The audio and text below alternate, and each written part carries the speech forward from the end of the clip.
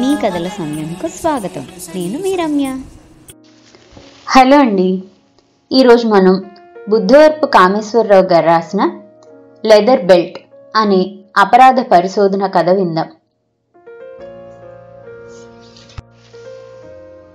ఏంటి రానా నీ మొండి పట్టుదల?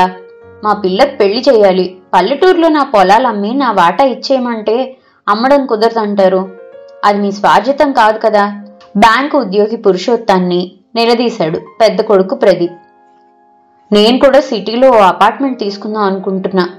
ఇప్పుడు ఇస్తే ఆ డబ్బు నాకు ఉపయోగపడుతుంది. అందుకే ఈ 2 రోజుల్లో ఏదో నిర్ణయం తీసుకోండి నాన్న అన్నాడు రెండో కొడుకు రేవంత్. ఇదిగో మళ్ళీ చెప్తున్నా వినండి. నా స్వార్జితం కాకపోయినా నా తర్వాతే మీకు వచ్చేలా వీలునామా రాశాడు మా నాన్న. అందుకే నా గొంతులో ప్రాణం ఉండగా ఆ పొలం అమ్మును కరాఖండిగా చెప్పాడు పురుషోత్తం. తర్వాత తీవ్ర వాదోపవాదాలు అయిన తర్వాత, అయితే మీరు బతుకుండగా ఆస్తి మాకు రాదంటారు అంతేనా? సోఫాలోంచి లేస్తూ అడిగాడు ప్రదీప్. అవును, అదే నేను చెబుతుంటా సీరియస్గా చెప్పాడు పురుషోత్తం. ముందు ఉన్న హాల్లో పాల ప్యాకెట్లు పడేసిన శబ్దం విని వాటిని తీసుకోవడానికి వంటింట్లోంచి బయటకు వచ్చిన శారదమ్మ, ఏంటండి పొద్దున్నే పిల్లలతో సమానంగా మీరు కూడా? ఓసారి వాళ్ళు చెప్పింది కూడా వినొచ్చు కదా. ఎప్పుడు ఎడమొహం పెడమొహంగా ఉండే పిల్లలిద్దరూ ఈ వంకనైనా కలిశారు. 2 రోజులు సెలవు కదా, మిమ్మల్ని ఒప్పించి ఆ పొలం అమ్మిద్దామని వచ్చారు. ఓసారి మీరు ఆలోచించండి. కొడుకులకు వత్తాసు పలికింది. వదిలే అమ్మా, తాను బతికుండగా ఆ పొలం అమ్మనని ఆయన చెప్తున్నారుగా, అదే ఫైనల్. నా పాటలు ఏవో నేను పడతాలే. కోపంగా అక్కడి నుండి తన గదిలోకి వెళ్ళాడు ప్రదీప్. తర్వాత రేవంత్ కూడా తన గదిలోకి వెళ్ళాడు, మనసులో తండ్రిని తిట్టుకుంటూ. తుఫాను వెలిసిందనుకొని హాయిగా పేపర్ చదవడంలో నిమగ్నమయ్యాడు పురుషోత్తం. మర్నాడు ఉదయం బ్యాంకు ఉద్యోగి పురుషోత్తాన్ని ఎవరో హత్య చేశారని కబురు రావడంతో తన బలగంతో పురుషోత్తం ఇంటికి బయలుదేరాడు ఇన్స్పెక్టర్ దివాకర్. సంఘటన స్థలాన్ని పరిశీలిస్తున్నాడు inspector Diwakar. Compound wall gate దాటి లోపలికి ప్రవేశించగానే పెద్ద స్థలంలో 4 వైపులా ఖాళీ వదిలి మధ్యలో ఉంది ఆ ఇల్లు. ఇంటి లోపల కుడివైపు బారుగా ఓ పెద్ద హాలు, ఎడమవైపు వరుసగా 5 గదులతో కట్టిన ఇల్లు అది. ఎడమవైపు రెండో గదిలో నేల మీద పడి ఉంది పురుషోత్తం మృతదేహం. కాళ్లు గుమ్మం వైపు, తల కిటికీ వైపు ఉంది. పైన ఉన్న పాత సీలింగ్ ఫ్యాను పెద్ద శబ్దంతో తిరుగుతుంది. ఆ గదిలో ఓ గోద్రేజ్ బిరువా, ఓ టేబుల్, ఓ కుర్చీ తప్ప ఏమీ లేవు. ఎవరో తాడుతో పీకకు ఉరి బిగించి చంపినట్లు తెలుస్తోంది. మంచం మీద కాసేపు కాళ్లతో గిలగిలా తన్నుకున్న సూచనగా మంచం మీద దుప్పటి నలిగి ఉంది. సార్, మృతదేహం పక్కన ఈ లెదర్ బెల్ట్ పడింది. బహుశా దీంతోనే ఉరి బిగించి చంపేసి ఉంటారు సార్ అని అక్కడ పడి ఉన్న బెల్ట్ చూపించాడు కానిస్టేబుల్. మిగతా అన్ని ఫార్మాలిటీస్ చూడమని సిబ్బందికి చెప్పి ముందుగా శారదమ్మను ప్రశ్నించడానికి వేరే గదిలోకి తీసుకొని వెళ్ళాడు ఇన్స్పెక్టర్. చూడండమ్మా, ఈ పరిస్థితుల్లో మిమ్మల్ని ప్రశ్నించడం భావ్యం కాదు, కానీ తప్పదు. జరిగిన సంఘటన చూస్తుంటే ఇది ఇంట్లో వాళ్ల పనే అని తెలుస్తుంది. నిన్నేం జరిగిందో కొంచెం వివరంగా చెప్పండి అని దివాకర్ అడగగానే తండ్రి కొడుకుల మధ్య నిన్న జరిగిన వాగ్యుద్ధం గురించి పూర్తిగా చెప్పింది శారదమ్మ, వస్తున్న దుఃఖాన్ని ఆపుకుంటూ. సరే, మరి మృతదేహం పక్కన దొరికిన ఈ బెల్ట్ ఎవరిది? అది మా చిన్నబ్బాయి రేవంత్ది. అయితే ఏ అబ్బాయి ఈ హత్య చేసి ఉంటాడని అనుకుంటున్నారు అడిగాడు ఇన్స్పెక్టర్. లేదండి, మా పిల్లలు అటువంటి వారు కారనుకుంటున్నాను. కానీ ఏమో, ఏం చెప్పగలం?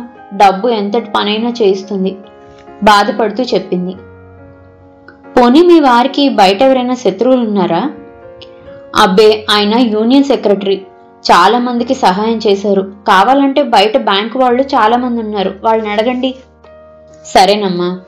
మరి ఆ గదిలో హత్య జరుగుతుంటే మీకెవరికి ఏమాత్రం అలికిడి వినపడలేదా?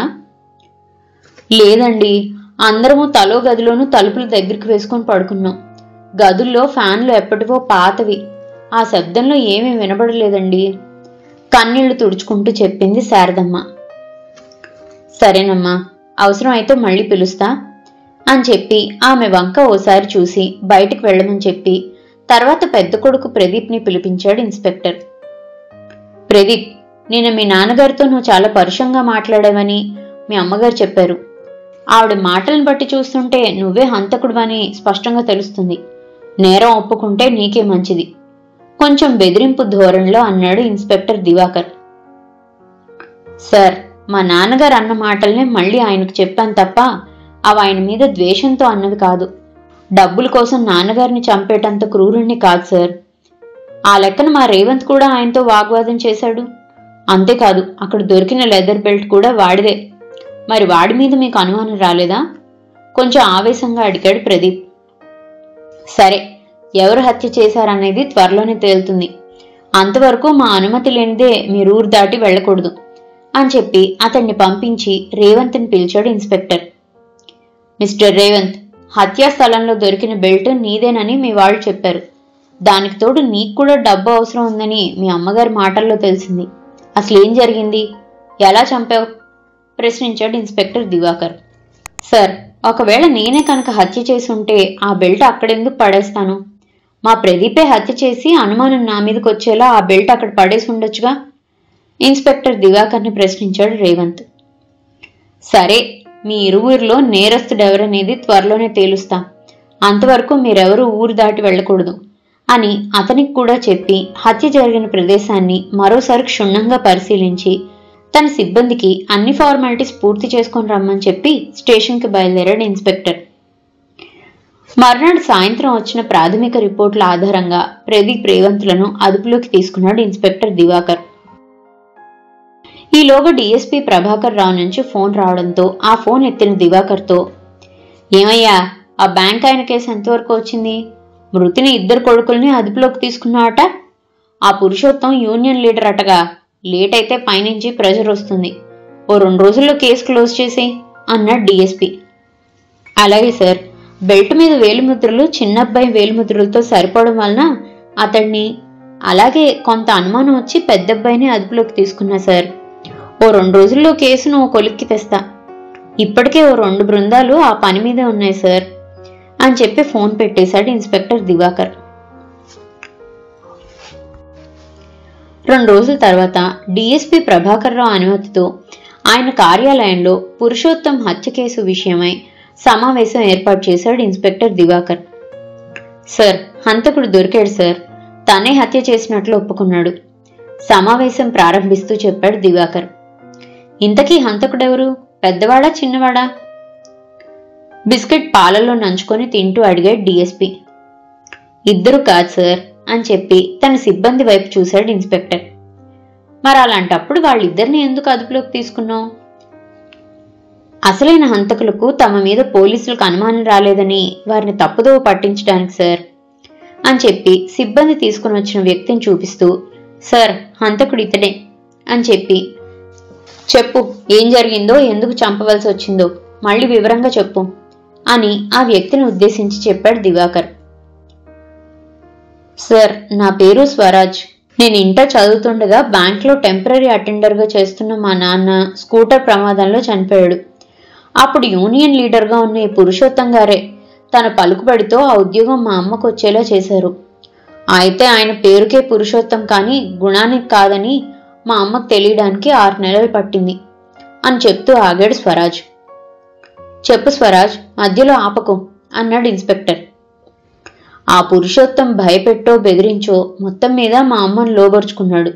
ఫలితం మా అమ్మ గర్భవతి అయ్యింది. ఇది తెలిసి మా అమ్మ శీలాన్ని శంకిస్తూ నానా దుర్భాషలాడాడు. ఆ అవమానం భరించలేక మా అమ్మ పురుగుల మందు తాగి ఆత్మహత్య చేసుకుంది. తర్వాత పురుషోత్తం వచ్చి ఆత్మహత్య చేసుకుంది అని చెప్తే బ్యాంకు నుంచి పరిహారం విషయంలో ఇబ్బందులు వస్తాయని, అనారోగ్యంతో మరణించిందని మా మేనమామ చేత అందరికీ చెప్పించి కేసు లేకుండా చేశాడు. తల ఉంచుకొని చెప్పాడు స్వరాజ్. సరే, ఈ విషయాలన్నీ నీకెవరు చెప్పారు అడిగాడు డీఎస్పీ. ఆత్మహత్య చేసుకున్న రోజు సాయంత్రం నేను ట్యూషన్ నుంచి వచ్చేసరికి అమ్మ చనిపోయి ఉంది సార్. చేతిలో ఉన్న ఉత్తరంలో ఇవన్నీ విపులంగా రాసింది. వెంటనే పోలీసులకు చెప్పి అతన్ని కటకటాల వెనక్కి పంపుదాం అనుకున్నా.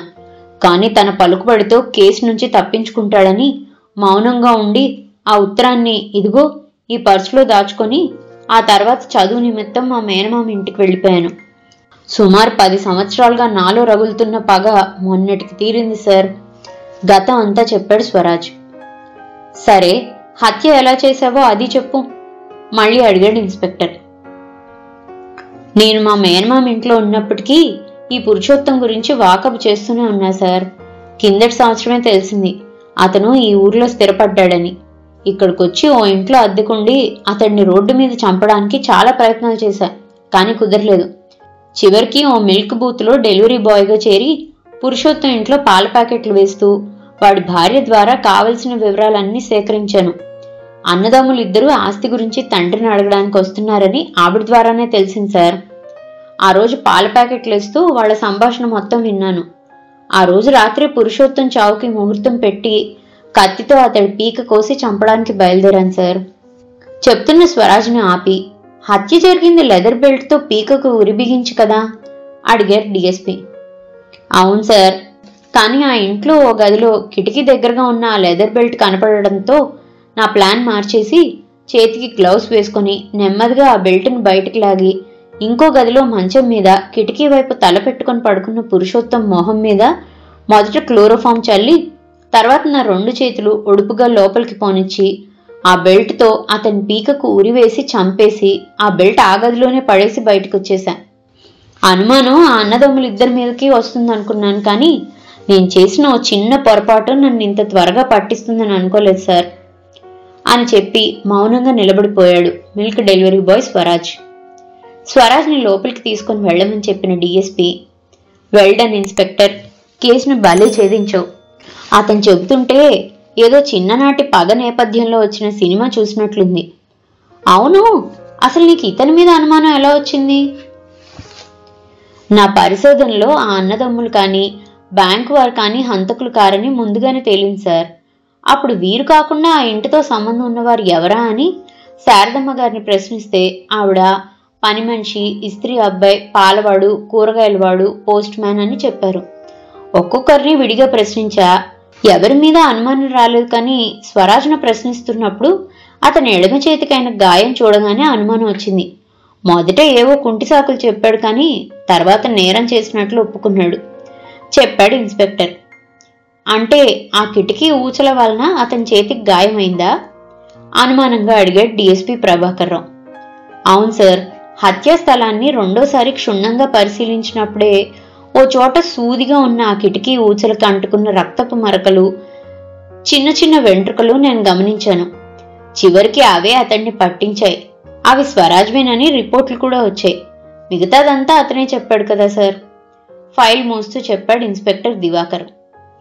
బాగుందయ్యా, పిట్టతగు పిల్లి తీర్చింది అన్నట్లు తండ్రి కొడుకుల మధ్య ఆస్తి తగు ఈ స్వరాజ్ తీర్చాడన్నమాట బయటకు వెళ్తూ చెప్పాడు డిఎస్పి ప్రభాకర్. అవును సార్, అంతే అంటూ ఆయనను అనుసరించాడు ఇన్స్పెక్టర్ దివాకర్. ఇదండి బుద్ధవరపు కామేశ్వరరావు గారు రాసిన లెదర్ బెల్టు కథ. ఈ కథ జూలై 2021 సాహో మాసపత్రికలో ప్రచురితమైన కథ. మరో మంచి కథతో మళ్ళీ కలుసుకుందాం. అంతవరకు సెలవు. కథ కనుక మీకు నచ్చినట్లయితే లైక్ చేయండి, షేర్ చేయండి. అండ్ మరిన్ని ఇంట్రెస్టింగ్ కథల కోసం ప్లీజ్ సబ్స్క్రైబ్ టు మీ కథల సమయం. Thank you.